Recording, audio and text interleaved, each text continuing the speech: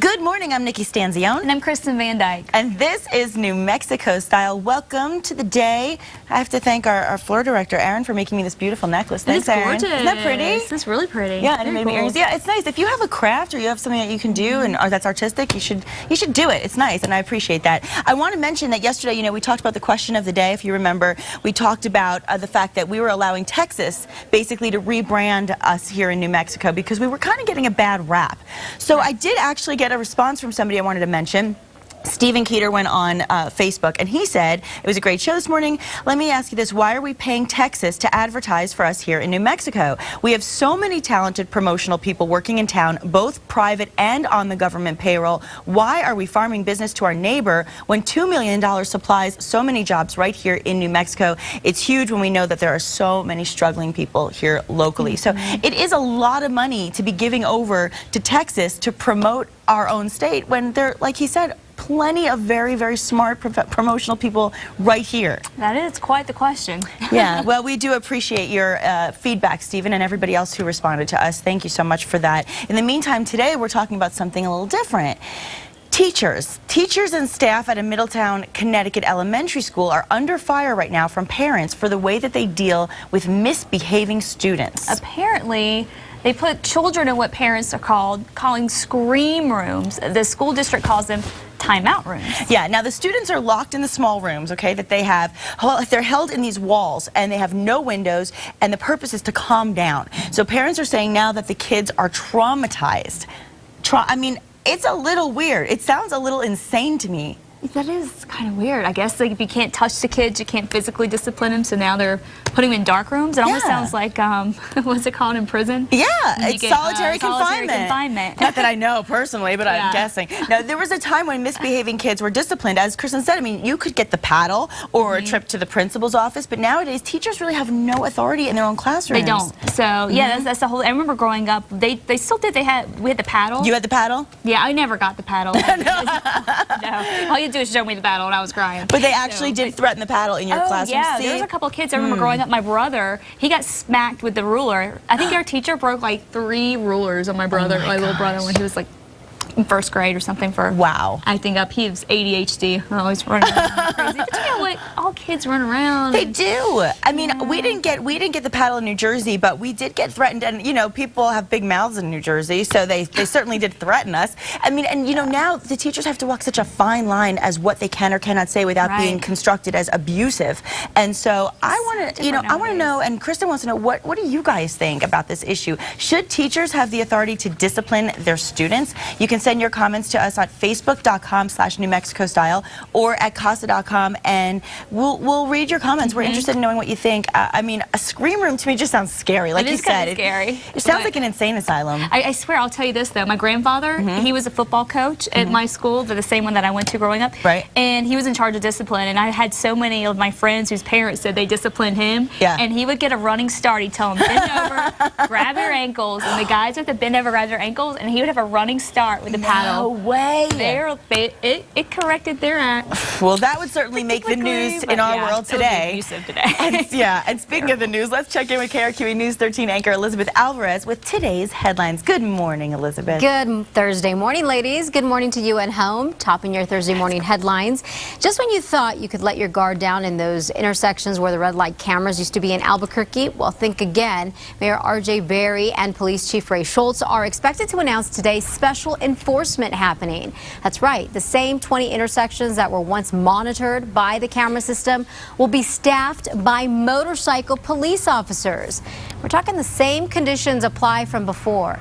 Cops will be looking for speeders and people running the red lights. Only now, violators won't have to wait for their picture in the mail. They'll get a ticket right there on site in their hands. The red light camera study conducted by the University of New Mexico last year apparently showed the cameras helped to reduce crashes at the intersections, but the number of rear end and fender bender accidents went up. Part of the reason why they did away with the program. Also this morning, a Rio Rancho businessman is in jail accused of using, listen to this, a hidden camera to watch his workers go to the bathroom. Richard Fool owns Fine Line Home Inspection, this guy here, which he operates out of his home in Rio Rancho. Well, back in November, Police say 2 women who worked for him say they saw a camera hidden in a vent and called police. Well, police say they also found recording equipment inside Fool's bedroom and DVDs of women using the restroom. Goodness. A potentially dangerous infection has affected nearly a dozen Belen High School students. We have learned that 11 wrestlers and cheerleaders have tested positive for staph infections, and another student has the MRSA virus right now. A faculty member noticed a sore on a cheerleader's arm after students came back to school from last week. The source of the infection is not known, but janitors are scrubbing the locker room with disinfectant 5 times a day.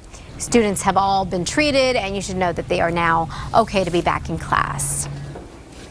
I know that being a mom is exciting and challenging at the same time. Your life is probably like mine, busy, filled with days of working, caring for your child, and maintaining your home. And if you find yourself in need of an outlet, know that Albuquerque has plenty to offer. How about joining a mom group? Catherine Trubasco knows the challenges that come with being a mom sometimes. Being a mother can be very isolating. That's why this mother of 4 decided to join a mom group several years ago. It's basically a place where a mom can go to rely on other mothers for advice, entertainment, even friendships. We go to libraries, we go to the zoo, to the botanic gardens, we meet at various parks, at people's houses. There are dozens of mom groups across Albuquerque and the state. At meetup.com, you'll find dozens of groups already formed. Take your pick. It could be based on where you live or what your interests are. For example, Stroller Strides provides fitness for mom and baby. It's a great way to get in shape, be with your child, and meet other moms. If you live in Rio Rancho, there's the Rio Rancho Moms Group. If religion is your thing, how about the Albuquerque Catholic Moms Meetup Group? And the list goes on and on. Today, Trubasco has brought her 4-year-old daughter Rosalind and her cute baby sister to preschool superhero story time at the Cherry Hills Library, where their group is meeting. Get out there, be brave, because the groups aren't going to come and knock on your door, but my experience has been that they're always very welcoming, especially to new moms, especially to first-time moms, especially when you're at that stage when a shower seems totally unmanageable and a ponytail is all that you can work. Trust me, I know that. I'm still in that stage right now. All right, by the way, signing up for a group is pretty easy. You do it online. Just head over to meetup.com. Some of the groups do have dues every month, but it's just a few bucks. That wraps it up for your morning headlines. Be sure to catch Matt Morrow, Kristen Van Dyke, and myself every weekday morning from 5 to 7 a.m. on KRQE News 13. Ladies, sending it back to you now. Thanks, Elizabeth. And you're doing a great job with juggling and looking great. And by the way, you have a beautiful family. We met your son yesterday. Yes, he is precious. thank you. Oh, absolutely adorable. Thank you. Now, the best in Hollywood came out last night to show their love for an award show that's for the people and by the people, and it is the People's Choice Awards. That's right. Fans show their appreciation for their favorite stars in movies, shows, and music. Many A-listers count the awards show as the most special simply because the fans pick who they want to win. Yeah, and the awards show featured 43 categories, and absent Katy Perry did dominate the show. She won 5 out of the 7 awards she was nominated for. Other big surprises that night was that Johnny Depp was MIA. That's what they're saying. You know, he's a regular. He's been there. I actually have been to the People's Choice Awards a couple times myself, and it's a fun show. And yeah, so Johnny Depp was missing. Also, a big talk this morning was that Robert Pattinson cut his hair. This was a huge deal. Huge. Almost as big as Bieber, right? Yes, yes, exactly. When Bieber cut his hair, it was terrible for the world. So same kind of thing. Also, another big one was the fact that the Harry Potter crew was missing. They did win as well. None of them were there to accept an award. And of course, Betty White did surprise everybody by sweeping up that Best Cable Show award with her show, Hot in Cleveland. And of course, she's always a charmer. And speaking of charming, third time might be the charm for gorgeous Halle Berry. That's right. The 45-year-old actress and Oliver Martinez are engaged. The Hollywood sex symbol first met Martinez, a French actor, while co-starring on the film Dark Tide.